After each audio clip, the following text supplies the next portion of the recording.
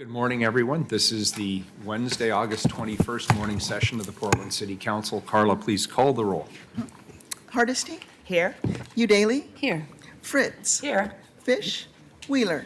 Here. Now we'll hear from legal counsel on the rules of order and decorum. Good morning. Good morning. Welcome to the Portland City Council. The City Council represents all Portlanders and meets to do the city's business. The presiding officer preserves order and decorum during City Council meetings so that everyone can feel welcome, comfortable, respected, and safe. To participate in council meetings, you may sign up in advance with the council clerk's office for communications to briefly speak about any subject. You may also sign up for public testimony on resolutions or first readings of ordinances. Your testimony should address the matter being considered at the time. If it does not, you may be ruled out of order. When testifying, please state your name for the record. Your address is not necessary. Please disclose if you're a lobbyist. If you're representing an organization, please identify it. The presiding officer determines the length of testimony. Individuals generally have 3 minutes to testify unless otherwise stated. When you have 30 seconds left, a yellow light goes on. When your time is done, a red light goes on. If you're in the audience and would like to show your support for something that is said, please feel free to do a thumbs up. If you want to express that you do not support something, please feel free to do a thumbs down. Please remain seated in council chambers unless entering or exiting. If you are filming the proceedings, please do not use bright lights or disrupt the meeting. Disruptive conduct, such as shouting or interrupting testimony or council deliberations, will not be allowed. If there are disruptions, a warning will be given that further disruption may result in the person being ejected for the remainder of the meeting. After being ejected, a person who fails to leave the meeting is subject to arrest for trespass. Thank you for helping your fellow Portlanders feel welcome, comfortable, respected, and safe. Thanks. First up, communications, Carla. Item 777, a request of Peter Mag to address council regarding the increase of violence, open-air drug use, and theft at the Southwest 14th and Montgomery intersection and surrounding areas. Is Mr. Mag here? Very good. I know he had at least one conversation with Robert King from my office, so maybe that addressed his concerns. Next up, 778, please. Request of Marissa Jacobs to address council regarding St. John's transitional housing and buffer zones within neighborhoods. We're here on the right day, aren't we? Next person, please. Item 779, request of Art Llewellyn to address council regarding various transportation projects and public concerns. Excellent. Thank you for being here.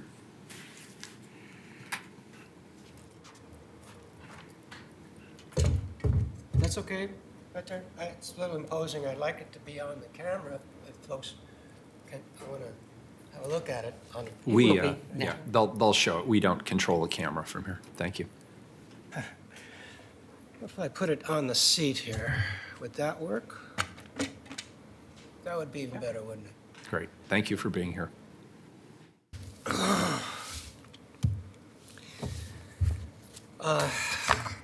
Morning, Council.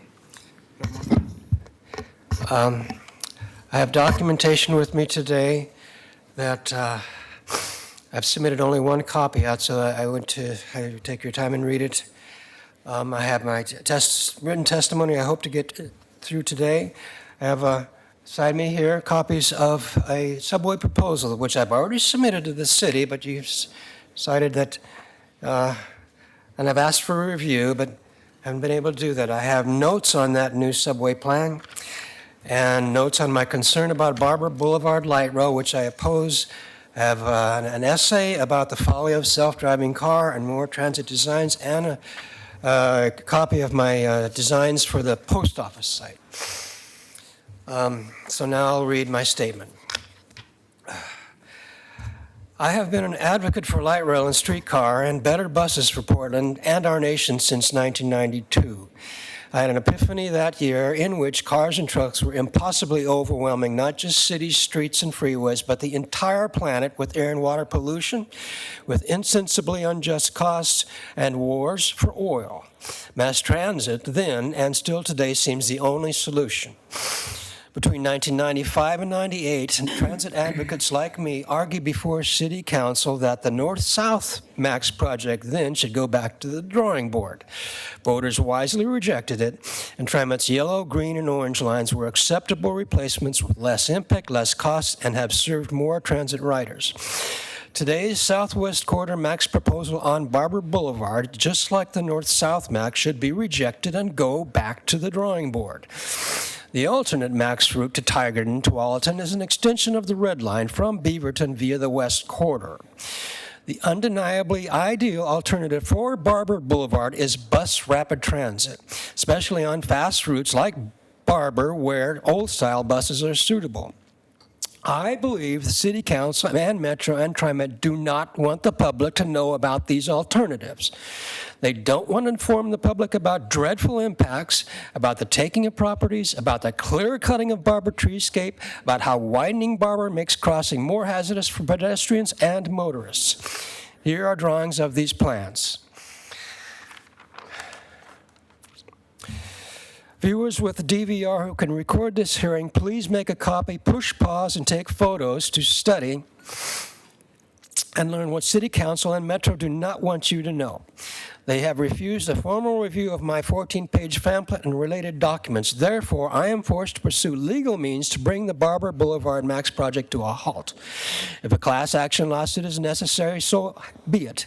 I am, however, please let me finish, offering a face-saving means to call this terrible mistake a learning experience. If City Council will formally authorize independent studies of Could I bus just ask rapid transit, let me finish. how much time transit do you need? for Barber and Max route via the West Can Quarter. I ask how much time do you Their need? obligation to Sir, dutifully serve the sir. public will be filled, and a lawsuit. Sir, I'm willing hopefully- to let you finish. Okay, I'm willing to let you finish. I just need to know how much more time would you like? How much do you need to finish it? One sentence left. Very good, go for it. Thank you. Dutifully filled, and a lawsuit hopefully avoided. I thought you were going to just shut me off. But a bus rapid transit for Barber and Max route along the West Quarter. Either way, I'm calling for the immediate resignation of TriMet Director Doug Kelsey. Thank you. Good morning. And you left copies for the clerk so we can Yes, get copies? yeah. Thank you, appreciate that. Next individual, please, Carla. Item 780, a request of Terry Parker to address council regarding the Civic Life Code changes. Good morning. Thanks, Terry.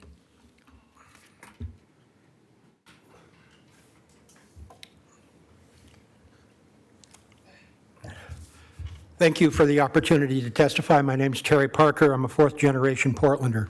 Portland is a city of neighborhoods. With the current commission form of government, neighborhood associations and coalitions are the only geographical representation within the civic engagement process. Local residents are the people that have the everyday firsthand knowledge of neighborhood livability issues.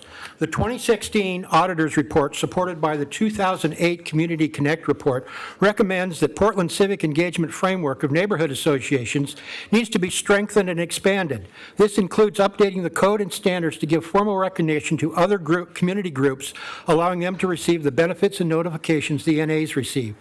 City Council Resolution 37373 was the vehicle to create a committee to implement those recommendations. The hand-picked code change committee was deficient of both notification to and representation for Portland's nationally renowned 90-plus neighborhood association system. Along with negligible representation for over 53% of Portland households that pay property taxes and live in owner-occupied homes, the committee took a totally opposite direction by removing official NA recognition, the organizational standards, and their functions.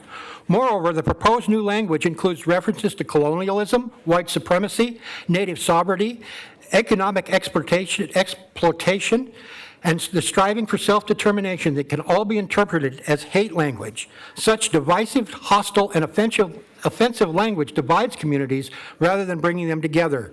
Statements in the city's ethics code include citizens have a fair and equal opportunity to express their views to city officials. City officials avoid bias or favoritism and respect cultural differences as part of decision-making. And leadership facilitates, rather than blocks, open discussion. With a hand-picked committee lacking balanced representation and a director of civic life demonizing neighborhood associations by calling them devastating to Portland, an obvious detest towards the NAs, and the inclusion of unprofessional proposed language that can be interpreted as hate language, has Civic Life also rewritten an unpublished version of the city's ethics code? Civic engagement must not come from special interests in closed-door back rooms or become a hand-picked administrative task under the control of a czar-like bureau director. The all-inclusive leadership role belongs with the city council. Instead of throwing the neighborhood associations off the recognition train and eliminating their functions and mandated standards, with an increased budget, any community organization that demonstrates non-discriminatory practices, conducts accessible open meetings, and provides transparent minutes should be welcomed aboard and recognized. In closing, the entire code change process was equity deficient. It needs a complete do-over, replacing the fantasized language with transparent code updates that are in detail aligned with the auditor's recommendations.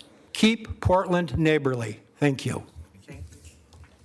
Next individual, please, Carla.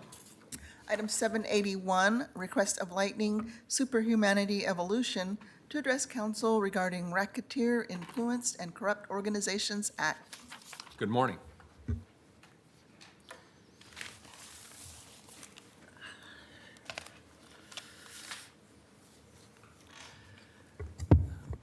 Good morning. My name is Lightning. I represent Lightning Superhumanity Evolution. Again, as I've always stated, I don't think the mayor of the city should also be the police commissioner. There needs to be complete separation. In the event there's problems with the police commissioner, you're fired.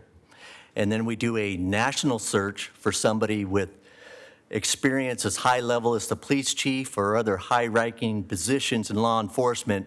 They need to be very experienced to be the police commissioner. On July 23rd, 2019, a member at Washington, D.C. of the Senate Committee on Judiciary sent a letter to Attorney General William Barr, FBI Director Christopher Wray, calling for an investigation of Portland Mayor Ted Wheeler, which is also the police commissioner, under the Racketeer Influenced and Corrupt Organization Act, RICO. Excerpts from the letter: federal investigation required to guarantee citizens' constitutional rights. Urge you to investigate Mayor Wheeler for his official positions violating Oregonians and civil rights. As serious as it gets, when you go into the RICO Act, that's 35 different crimes. They can find 2. If you're convicted, you could do 20-year terms on each crime. Very serious situation here. Again, I'm asking Mayor Wheeler, the police commissioner, to step down immediately. Now, pertaining to labeling Antifa a domestic terrorist group, absolutely not. They're in rallies. It's free speech, free expression, wear your mask. As far as I'm concerned, Antifa, you're all artists. Do what you need to do out there, but do not commit violence. And again, that's a broad stroke across all of Antifa, and that should be the small minority, or the people that do that will be held accountable. Now, another issue I have is that we need to start paying the police commissioner a reasonable salary. I'm looking at an average salary of $200,000 per year. We need to have that police commissioner have the experience, which Mayor Wheeler, you do not. You do not have the experience. And I'm asking you to step down as police commissioner. You brought in 700 law enforcement officials on the 17th, and I want to know who's going to pay that. The public? We're talking millions and millions of dollars. Can you show me any other rally where there were 1,000 people there that we brought in 700 law enforcement officials anywhere in the United States? I want to see that rally. Who's going to pay that amount of money? That falls on you, police commissioner, on you, Mayor Wheeler. And again, you're going to be dealing with William Barr on this. And let me tell you something, Mayor. You may laugh at the D.C. administration and the Trump administration. Thank you. They've got you locked in, my friend. Get ready to retire. Thank you, as always. Politically, you're finished, Mayor. No, doesn't warrant a response. Carla, are any items pulled off the consent agenda? Yes, both items have been pulled, 782 and 783. 782, 783, that is the consent agenda. So first item on the regular agenda, it's a second reading, 784, please. Amend original art murals code to expand the location where murals are allowed. Colleagues, this is a second reading, so we've already heard testimony and we've received a presentation. Is there any further business on this? Very good. Carla, please call the roll. Hardesty? Aye. Udaly? I'd just like to thank BDS, the mayor's staff, RAC, Street Art Alliance, and PBOT for their work on this item. I vote aye. Fritz. Aye. Wheeler. This was a fantastic presentation, and I appreciated both the presentation as well as the vision that was offered and the testimony that was provided. I thought it was just a really great opportunity for us, and I'm proud to vote aye. The ordinance is adopted. Next item, 785. Authorized contract with Biomed Testing, Inc. for drug, alcohol, and steroid testing services for an amount not to exceed $1,244,150. Colleagues, Biomed has been a trusted business partner with the City of Portland for approximately 5 years. During this time, we've built an effective working relationship that allows the city to focus on the management of the drug testing program. Biomed operates with integrity, compassion, and respect for the city as their client, and tends to exceed the expectations of their contractual obligations. Senior Labor Relations Analyst Marky Fudge is here with us today to go over the details of the contract. Good morning and welcome. Morning. Thanks for being here. Of course.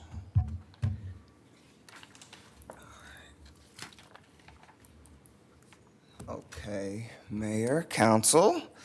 So Biomed, our current contract Could that you we. introduce I'm yourself? sorry, I'm Marquise Fudge, Senior Labor Relations Analyst. Thank you, sir. Sorry about that. So our current contract with Biomed expires September 30th of this year, which is why you see it before you now as an extension of that contract. And city employees that perform safety-sensitive functions as defined by the federal government are subject to pre-employment and random drug testing. And I have a list of all of those classifications within the city structure if you all need that or want that. And so also as a matter of city policy, our police officers, sergeants, detectives, and lieutenants are also subject to random drug testing. And Biomed plays a really critical role in the city's relationship with Legacy Labs, who performs the drug test, who administers the actual test itself. And Legacy is critical in this machine of drug testing program that we have because of their central location, and their services are available 24/7 for us, which is much, much needed. I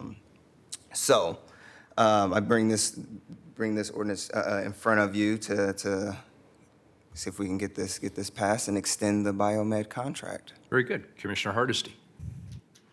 Thank you. And thank you so much for providing additional information to my office. Sure. I had a question about, I noticed that the random drug testing, it has 29 at the top, like for every month, there's like 29. Does that mean that there are 29 employees that are randomly tested every month? Okay. Or does that mean, and is it processed? So the part of the report that you were looking at was the PPCOA. Okay. So they have 20 PPCOA is- Portland Police Commanding Officers Okay, thank Association. They have 29 people in their pool. Okay. And so the PPA it fluctuates, but it's roughly 750 to 800 members in their pool. And so 2 are selected randomly from the PPCOA pool, and 55 are selected monthly, randomly for the PPA side of things. And then you also have the CDL side of things, where we have, it's changed over the last 5 years, but anywhere from 13 to 22 of those folks selected for random tests each month. And what has been the results of steroid testing? Very good, very good. I believe in my 5 years, I think we've had 2 positive results for steroids in 5 years. So been very well, very good. Thank you so much. Thank you. Colleagues, any further questions? Any public testimony on this item, Carla? Yes, we have 4 people signed up. Very good. The first 3, please come on up, are Lightning, Charles Bridge Crane Johnson, and Diana.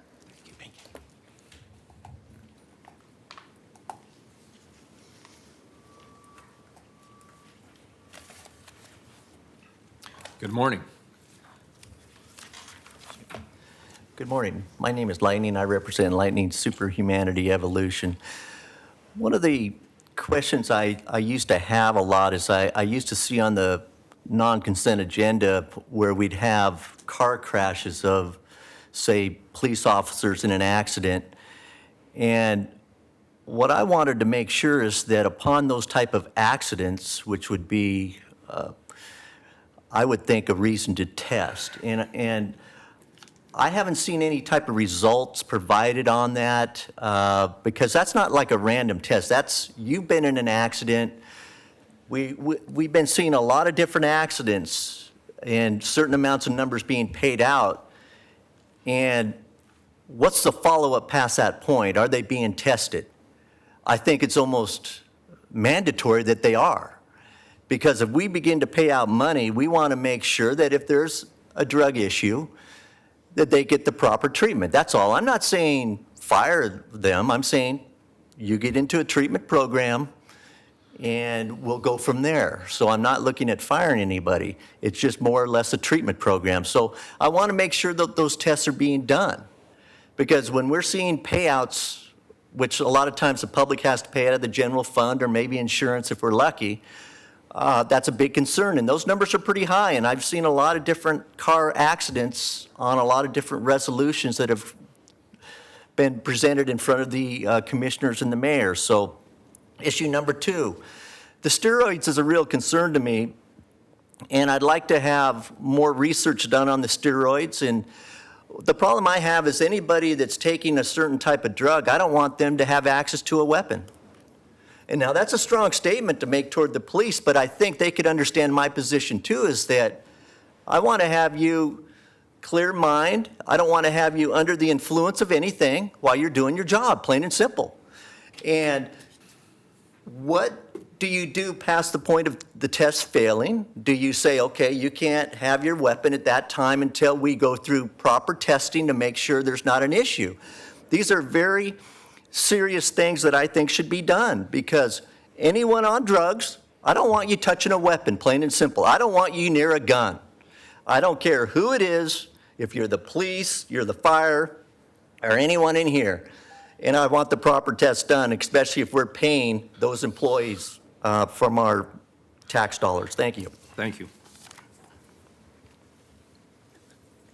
Good morning.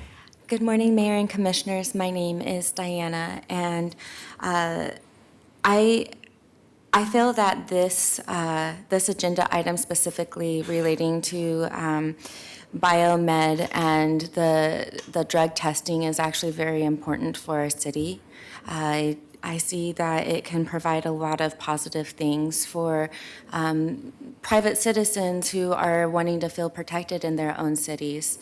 And so I see this being a good thing. I do have a couple questions in regards to what the follow-up is when a person does test positive. What are going to be the steps in order to, make sure they get the help that they need, and also make sure that someone is able to step in when that person has tested positive? Who is going to take that person's position, either permanently or temporarily, depending on the severity of the individual who tested positive? I think that's something that should be looked into, because we don't want to take away from the city. We don't want to take away protection from the city. And when someone is out of the game for a time, there's a gap, and that gap does need to be filled. So we should have measures set in place to fill those gaps. The other thing is, I do agree in the fact that should there be accidents with people that are in these powerful positions, I think that it is important to make sure that they get first 100% cure, and have that care be drug testing, because some people can respond in a way that they are a functional everyday person, but if you're doing steroids, if you're doing drugs that are going to impair your judgment, you should not be able to hold a firearm. You should not be able to have possession of a weapon. So I think that is something to really consider and look at and figure out what steps can be taken and what measures can be implemented. So thank you so much for your time. Thank you. Commissioner Fritz. Diana, very good questions. In fact, I was asking very similar ones yesterday, and I am going to be pulling together a working group, council offices and appropriate city staff to look at the whole issue of city employees who use substances when they shouldn't. And then, what are the steps we take to make sure that they get the help that they need and also that the public remains safe? So thank you for asking the questions. Yes, thank you, Commissioner. It's very important, so thank you. Thank you. Good morning. Hi, Maggie, Portland Homeless Town Hall. I just want to echo Lightning and the gentlelady over here for speaking out about drug testing and people carrying weapons or driving a car.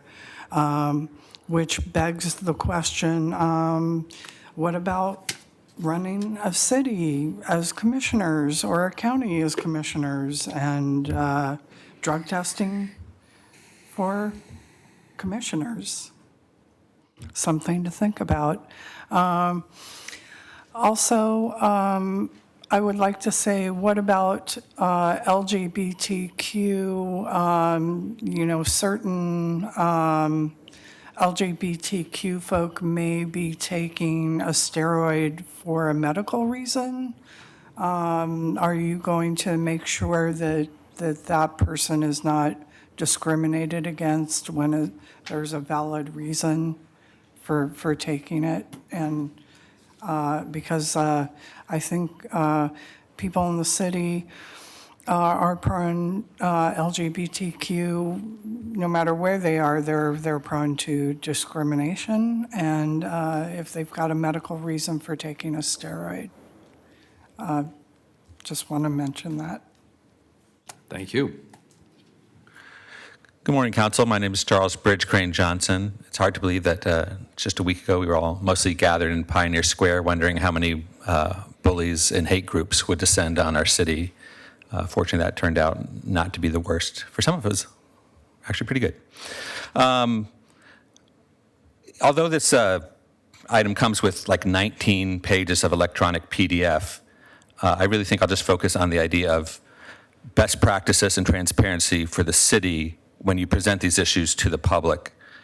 In just the first 2 pages, the findings, it's not really clear that this $1.2 million is another full 5-year scope. So it would have been better if that page 1 of the findings had started with 5 years in the first point. And I really think, especially now that we've taken the state treasurer and made him our mayor, that it's not unreasonable for the people to ask you to do the math and tell us the average cost per drug test. And also, I'm not sure it's a good practice for the city to only do, it turns out we're only going to be doing a RFP on this every 10 years. We did one 5 years ago, and we just said, oh, that was so nice. Let's just give the $1.2 million back to the same people. There's also nothing in here about minority small business inclusion to know if there are other contractors out there that might be more in line with the city's goals. So it's not a huge chunk of money. It's 1.2 million max divided over 5 years, but I think we could do better in those ways. It was interesting. I appreciate Councilor Hardesty's questions. After seeing the conduct of some uniformed people, it's hard to believe only 2 in 5 years are roid-raging steroid junkies. But I appreciate all the officers that are coloring with inside the lines about using those things to maintain their donut-based physiques. But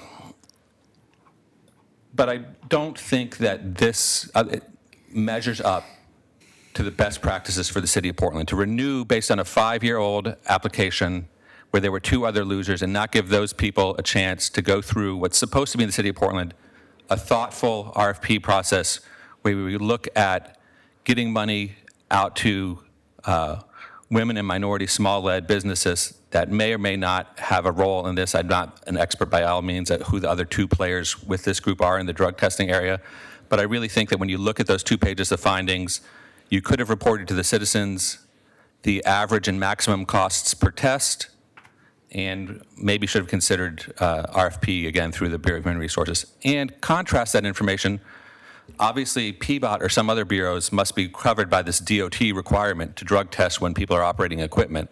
So there should be some comparison data between bureaus about who's getting the best value for drug testing. Thank you. Yeah, very good. And if I could just quickly respond to a couple Thank you, of those. please. First of all, there was a selection committee and there was a uniform scoring process, and Biomed scored the highest in the eyes of the selection committee, so there were other So that- considerations. besides 2014, there was a repeat more recently? Yes. Okay, thank And you. number two, page 9 actually illustrates the cost per test, and it breaks it down by type of test as well.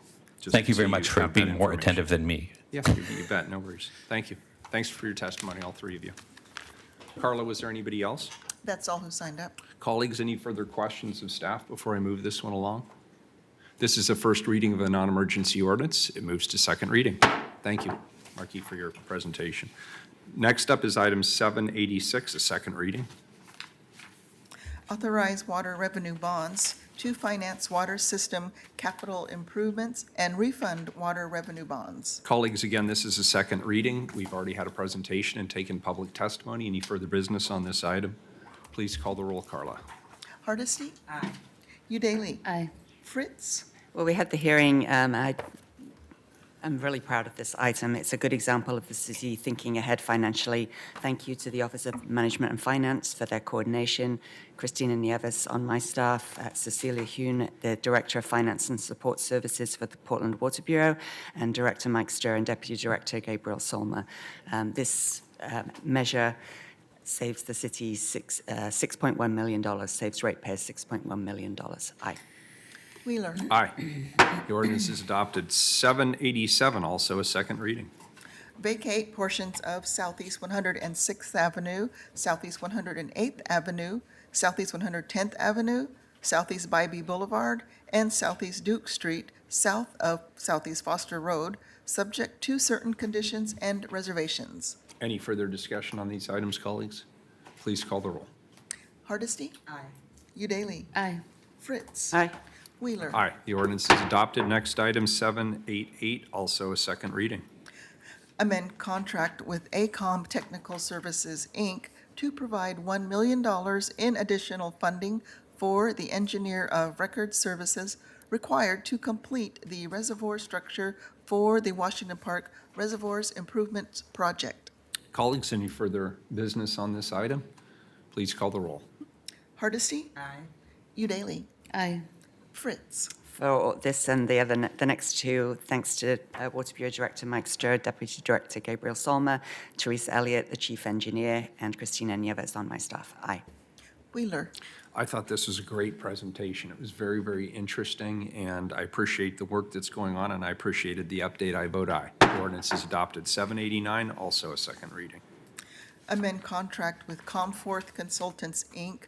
for geotechnical design services for the Washington Park Reservoir Improvements Project in the amount of $830,000. Any further business? Call the roll, please, Carla. Hardesty? Aye. Udaly? Aye. Fritz? Aye. Wheeler? Aye. The ordinance is adopted. 790, second reading. Authorize a contract with West Yost Associates for construction support services for the Washington Park Reservoirs Improvements Project in the amount of $6,199,300 using a sole source procurement. Any further discussion? Please call the roll. Hardesty? Aye. Udaly? Aye. Fritz? Aye. Wheeler? Aye. Ordinance is adopted. 791, second reading. Amend ordinance to authorize a competitive solicitation and contract with the lowest responsible bidder for construction of Northeast Broadway and 94th Pump Station Upgrade, project number E10783, in the amount of $1,799,126. Any further discussion? Please call the roll, Carla. Hardesty? Aye. Udaly? Aye. Fritz? Aye. Wheeler? Aye. Ordinance is adopted. Back to the consent agenda. First pulled item was 782. Authorize an intergovernmental agreement with Portland State University Institute on Aging for tasks related to startup of the Bureau of Planning and Sustainability's Age-Friendly Cities Program in the amount of $20,000. And Lightning, you pulled this, is that correct? Okay, very good. So, and do we have anybody from staff to discuss this? Do you want to come on up?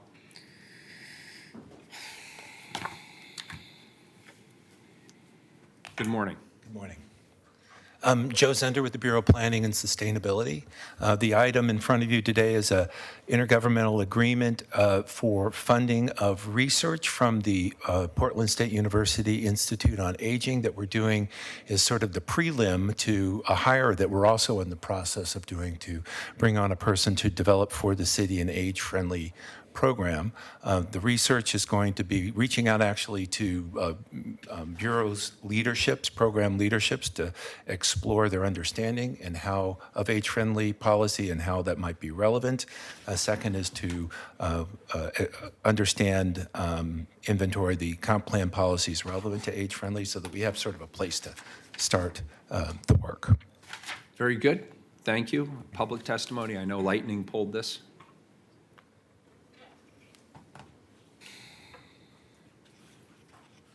Good morning.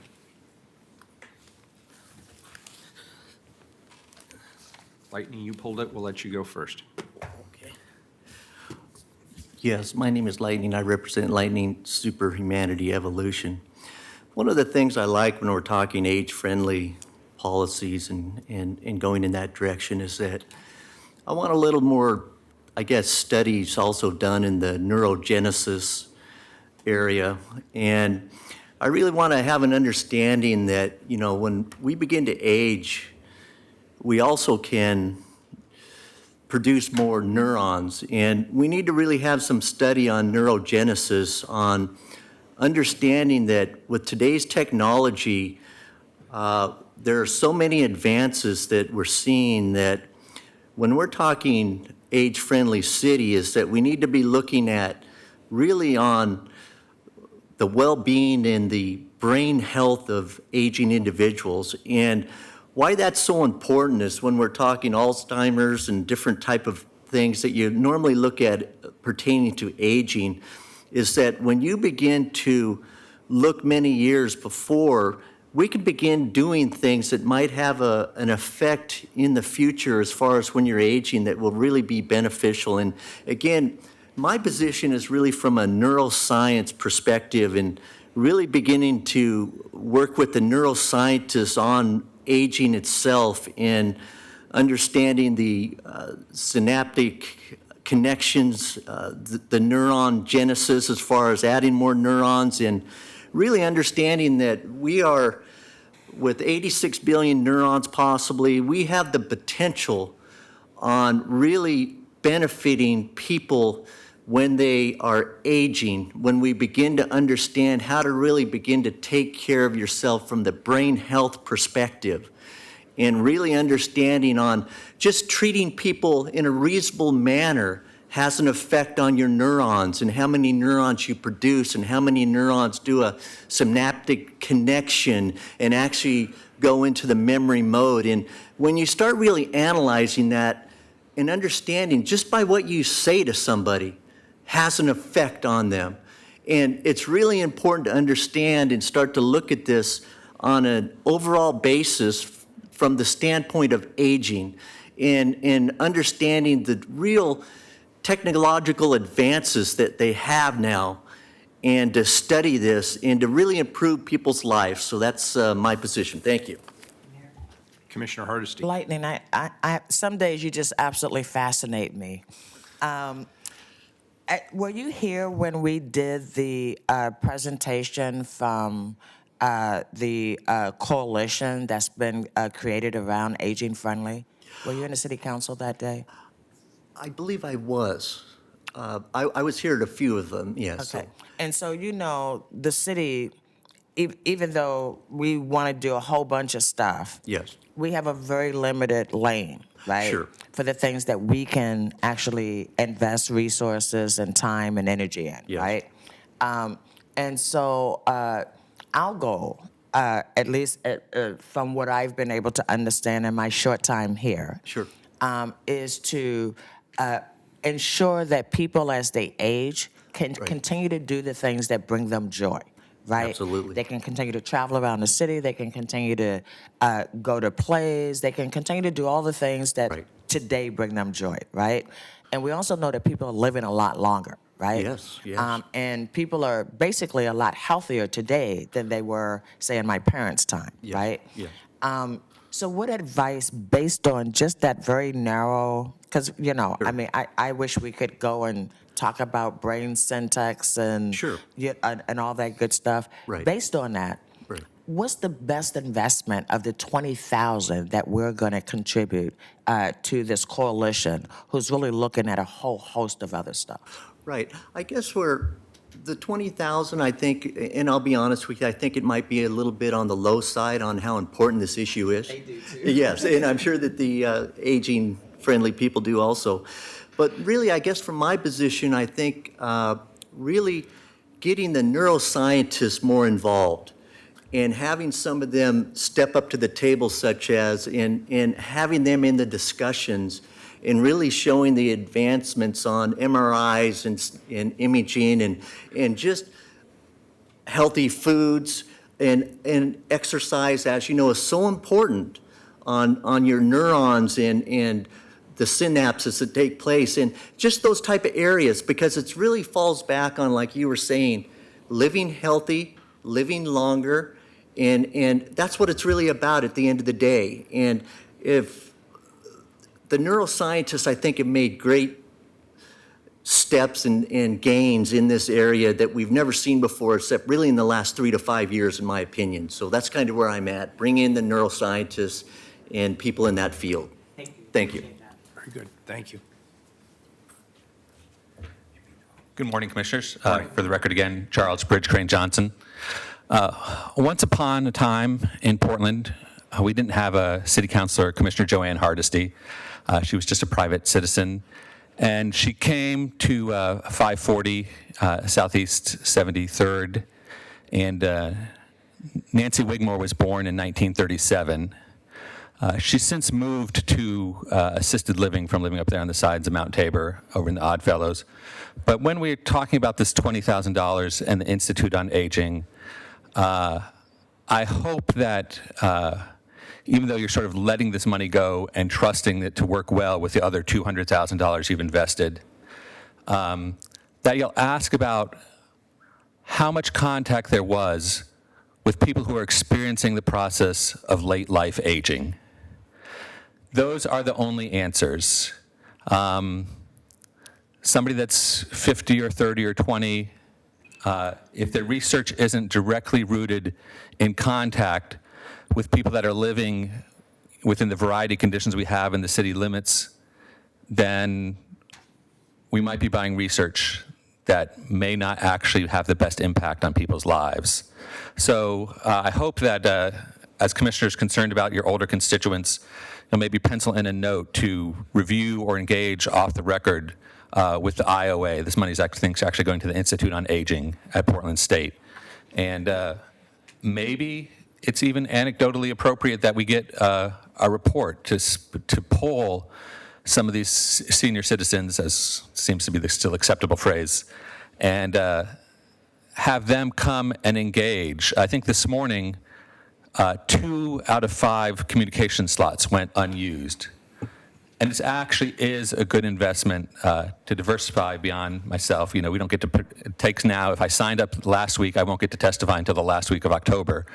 But the absences should be filled with robust interjections from high school youth, maybe just concentrate on the ends of the spectrum and the margin, high school youth and elderly people. Hopefully there'll be some outreach. Also, the program does barely mention Multnomah County, but as Joanne alluded to, the city's lane is narrow, many wider lanes of aging and disability services over at the county. And so we want to make sure that these $20,000 and the previous $200,000 robustly engage with those professional staff and especially with the elderly people they're in contact with. Thank you very much. Thank you. Is there any further public testimony on this item, Carla? That's all who signed up. Very good. Please call the roll. Hardesty, I think this is a really excellent investment in working with our population as people age. I'm certainly aging myself, and I hope the city gets better and better so that I can age as well as I would like. I vote aye. Udaley. Aye. Fritz. Aye. Wheeler. I'm glad this one got pulled. We already supported this, obviously, in the 2019-2020 budget. We included $200,000 to fund the age-friendly city pilot program through the Bureau of Planning and Sustainability. But this is a very important issue for our community. One thing we all of us have in common from the time we're born, we all are aging. This, of course, discussion today represents just a small portion of the $200,000 that we allocated. So this is an authorization for an intergovernmental agreement for $20,000 to PSU's Institute on Aging to continue the work across bureaus and with Portlanders to make sure that our city is a city that's friendly for people of all ages. This is a pilot program that is not new. It builds on a platform that is at least 12 years old. There's been a lot of hard work during that decade plus on this program. I want to acknowledge this work by thanking our advisory council who laid the strong foundation for the pilot program that we're funding, our staff and our partners who conducted the baseline age-friendly research so we can measure future progress. And I also want to give a shout out to the Multnomah County Commissioners who in 2014 passed a resolution to join in our age-friendly network. I also want to thank all of my colleagues for investing in this pilot program. I want to particularly acknowledge Commissioner Fish and express my gratitude to him and to his office for his vision and his leadership and his collaborative approach to our city's effort to make sure that our city is inclusive and accessible, that promotes active aging and encourages enablement and focuses on uniting generations together.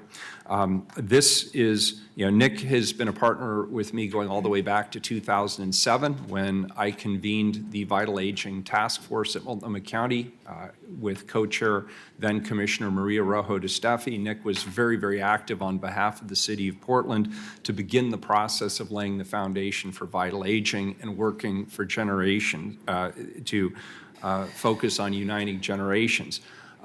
Oddly enough, I'm going to give a shout out to somebody I have never given a shout out to in this chamber, to the best of my knowledge. She's deserving of it. That is my mother, who sent me a lengthy letter this week, and it was on this very subject, talking about the real opportunity that exists by uniting generations rather than separating them. And we know that the science that PSU and others have done backs this. When older adults are engaged with youth, that gives older adults a sense of belonging and a sense of purpose, and we know it is good for their brain and it is good for their health. Alternatively, we know that when young people have an active, engaged older adult in their life, it helps them develop and helps them thrive as well, to know that there is somebody who is older who is looking out for them and interested in what they're doing. So, Mom, this is to you. Thank you. You were right, as always. I look forward to learning more from BPS and PSU's Institute on Aging in the strategic ways that we're going to continue to make progress. I'm very proud to vote aye. The ordinance is adopted. Thank you. Thank you, Mom. Next up, 783. Revoke franchise granted to Lucid Energy, Inc.